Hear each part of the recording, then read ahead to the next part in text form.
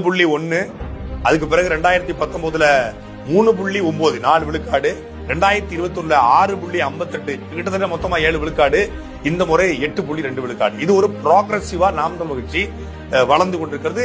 சட்டமன்றத்தோடு எப்பவுமே ஒப்பிட முடியாது, நாடாளுமன்றத்தோடு தான் நாடாளுமன்றத்தை ஒப்பிடணும். ஏன்னா நாம் தமிழர் கட்சி ஒரு தேசிய கட்சி கிடையாது, மாநில கட்சி, பிரதமரை அறிவிக்காத கட்சி, ஒரு மாநில கட்சி.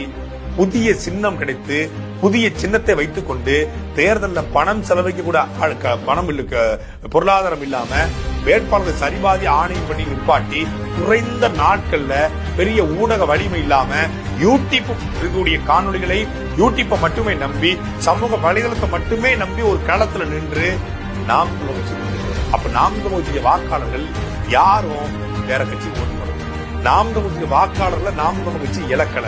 எல்லாரும் பெரிய சவால் விட்டது, நாம் தமிழ் கடந்த முறை வாங்கின வாக்க வாங்காது, குறைவா தான் வாங்குவோம். சட்டமன்ற தேர்தல்